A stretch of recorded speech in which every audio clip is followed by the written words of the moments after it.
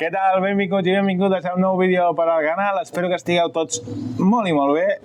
Ja sabeu on som, no? Estem aquí a darrere de Fontejau. Acabem de sortir de la roda de premsa de l'Estefi Batlle, en què ha explicat els nous abonaments per la temporada 26-27, i com que hi ha hagut un parell d'incorporacions que encara no hem parlat al canal, doncs volíem primer fer un minutet del que ha sigut la roda de premsa pel tema dels abonaments sobretot, i després ja començarem a parlar del dibuix que s'està quedant d'aquest Espart Girona.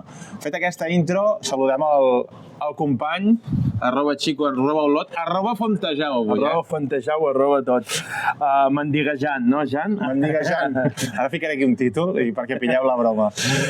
Com estàs? Bé, molt bé. Ara, bueno, de dilluns festiu, que és raro, però bé. Festiu per tu, cabron. És el que em toca, exacte, festiu per mi. I bé, doncs, ara sortim d'aquesta roda de premsa, amb ganes també de parlar d'aquests nous fitxatges de l'Espart Girona, i aviam si pròximament doncs, anem tenint més notícies en tots els sentits, ja no només a nivell de l'Uni, sinó de coses que quedin per explicar o per acabar d'oficialitzar-se en clau club. Totalment. Abans de començar, ja ho sabeu, us podeu subscriure al canal, que estem molt a prop dels 500 subscriptors, perquè 80 què són? No són res, estem a 420. No són res, i sobretot, deixeu el vostre like. Avui el número quin és? Amb el tema dels likes crec que portem 2 vídeos punxant, no em vaig fixar a l'altre. Hem punxat. I van demanar 40, Jo crec que hem de tornar a demanar 35 una altra vegada. 35 likes. Costa, que va d'apretar, veig. 35 likes pel següent vídeo i ens reunim un altre cop. I sobretot, digueu la vostra en els comentaris què us sembla el que estiguem parlant i quina opinió teniu al respecte. I jo vull saber si us agrada l'espai on estan gravant, perquè a mi això em sembla, bueno, jo crec que és a favor... Em reservo l'opinió. Jo crec que estem a favor d'estar gravant així i no que estiguéssim gravant amb una videotrucada, per on sigui. Això potser també és veritat. Vinga, va, anem a parlar dels abonaments per part del masculí. No sabem el tant per cent perquè crec que no l'ha dit l'Estefi, però hi ha un augment, algo que ja ha explicat que els 4 primers anys de l'ACB hi hauria un augment significatiu.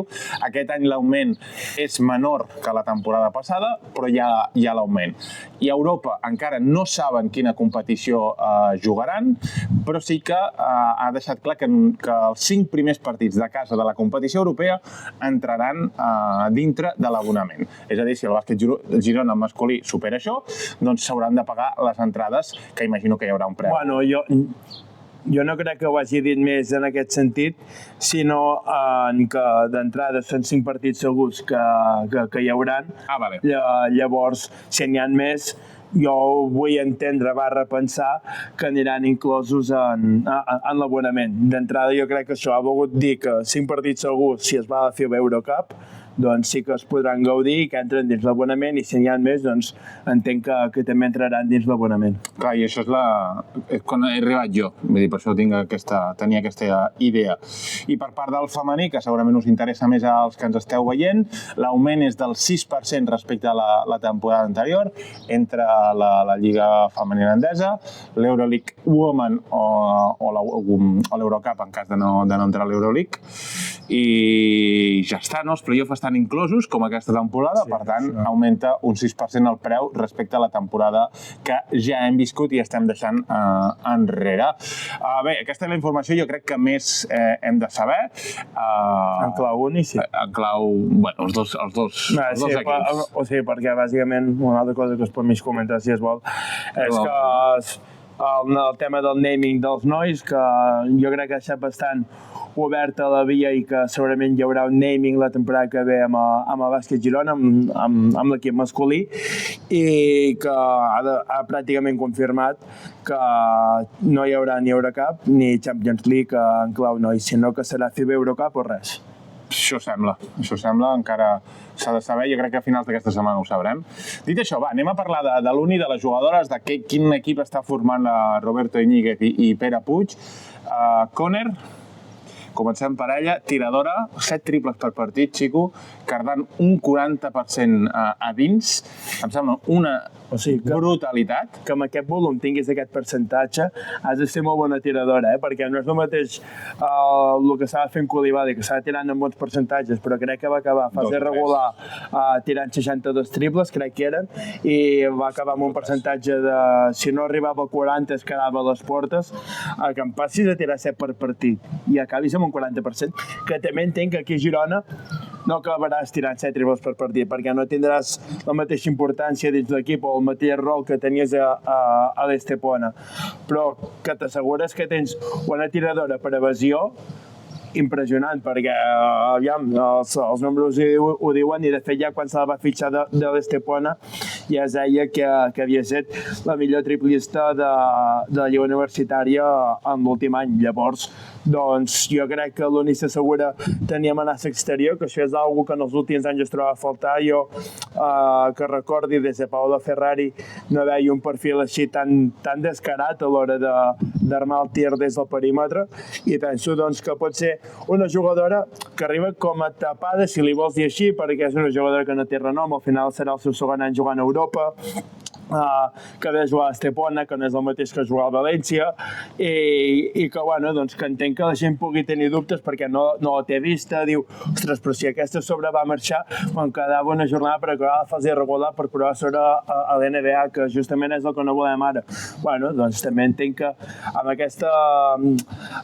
aquest reglament intern que s'ha posat al club a l'hora de no posar clàusules NBA en els contractes de les jugadores, també entenc doncs, que deu anar inclòs en el de Conner, que encara que la vagi impressionant per tots costats des dels Estats Units, que es quedi aquí fins a l'últim partit de playoff. Almenys ja és la interpretació que en trec jo. Jo, aviam, sí que no és el nom que més motiva i que tots preferiríem que vingués un altre nom com el de Josite, a nivell de renom, almenys, però jo confio en aquesta jugadora perquè el que veig, la veritat és que motiva, en transmet coses, i que, doncs, si en un equip que no ha tingut tant de poder qualitatiu com és l'Estepona, en comparació al que és l'Espart Girona, doncs ja ha fet més de 12 punts per partit, crec que en 7, ha tirat amb aquests percentatges, ha jugat quasi 30 minuts per partit, doncs jo trobo que aquí Fontejau també pot estar preparada, no per fer els mateixos números, però que a nivell d'impacte pugui tenir un bon impacte per tal que ella es pugui sentir realitzada i que l'equip estigui satisfet amb el seu rendiment. Jo et diria que tirar, o sigui, tenir aquest encert amb un equip com l'Estepona, que segurament tenia ella la càrrega ofensiva de l'equip. Juntament amb Contell, segurament. Sí.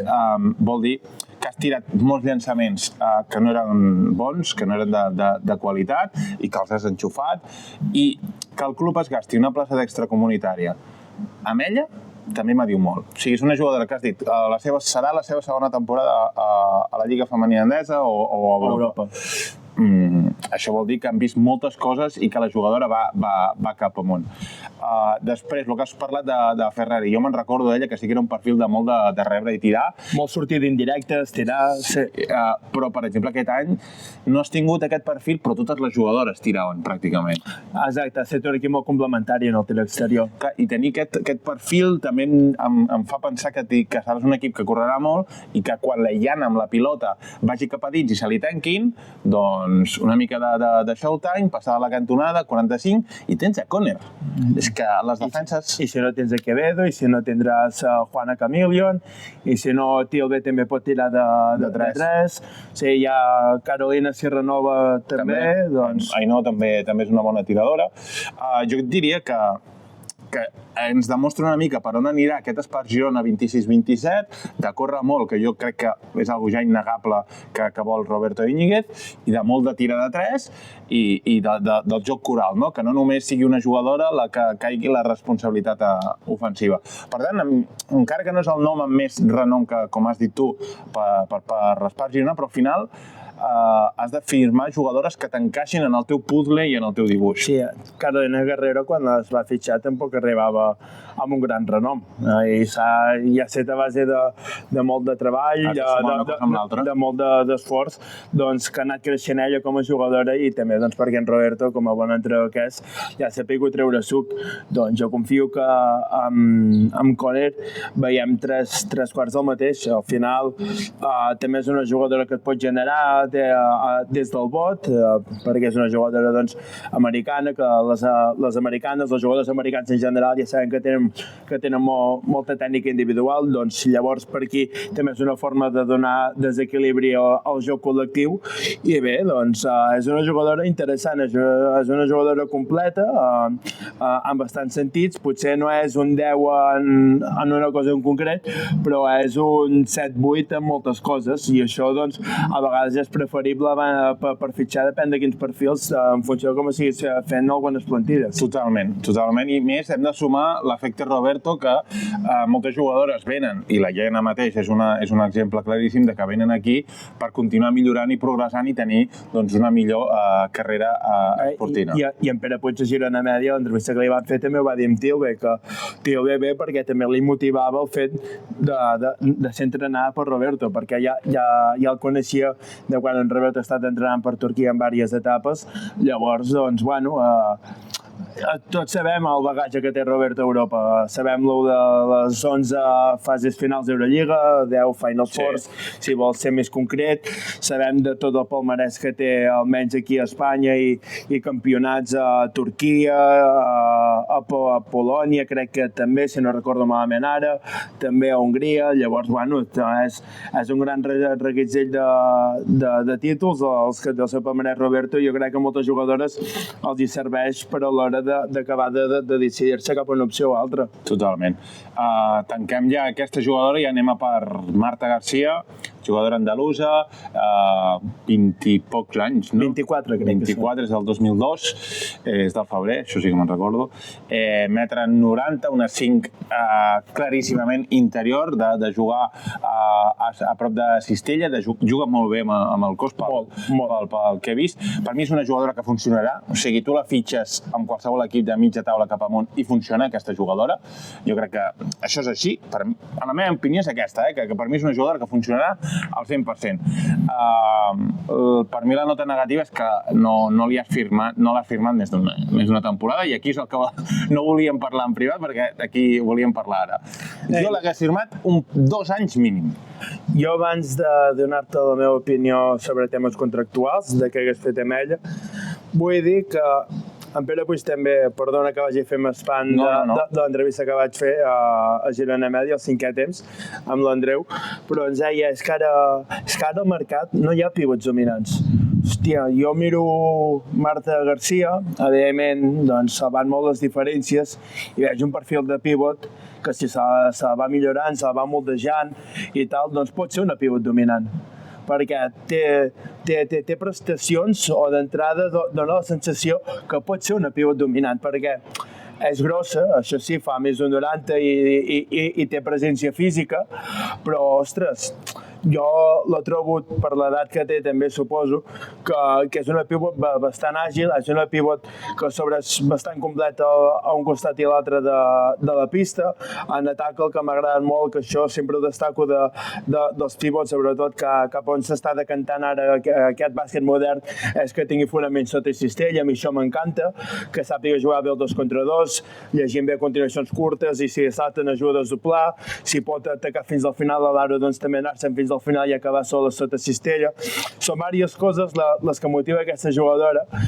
I ja llavors, entrant en el tema contractual, que és el tema de Batxi, li volem dir si entre tu i jo, que tu dius que la firmaries per 2, jo no les acabo de tenir totes clares en aquest sentit, i veig bé l'aposta d'un any.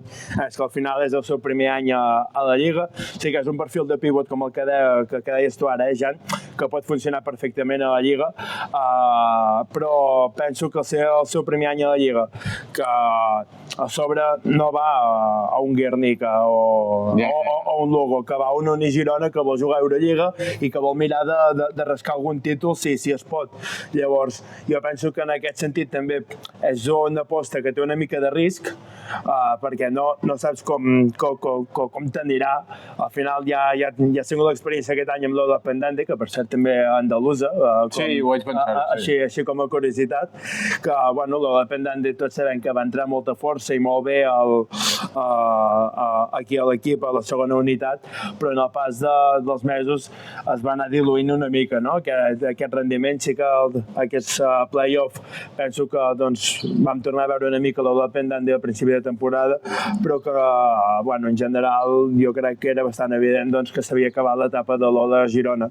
Llavors jo penso que en Marta és un perfil semblant en aquest sentit, que és joveneta, físicament també haurà d'acabar de treballar coses i tal, penso que està bé firmar-la per un any i si et surt a compte, si et surt bé l'aposta, ja llavors li fots una bona proposta de renovació per la temporada que ve, retenir-la aquí a Fontejau. Però jo d'entrada ho veig bé que sigui un any. Jo és que estic seguríssim que funcionarà, perquè el seu perfil de jugadora a la Lliga sempre ha funcionat. O que potser és la jugadora, que ha demanat un any també per veure ella com se sent, que entenc que un cop t'arriba a l'únic i et diuen 2 anys, és difícil que t'hi puguis posar d'esquenes, però no sé. No jugarà el mateix que ha jugat aquest any amb el Mallorca, òbviament. Però jo et dic que li firmaria 2 anys, perquè és una jugadora jove amb projecció, que arribat a la Lliga jo crec que ja s'hi queda, i que si tu la fitxes per un any, jo parlant sempre de la vessant del club, si la firmes per un any, segurament jo m'ho imagino que la voldrà renovar i aquí et sortirà més cara. Si la firmes per 2 anys, que després hi ha un contracte que el primer any firmo per X i el segon firmo per X més Y, no? O al revés.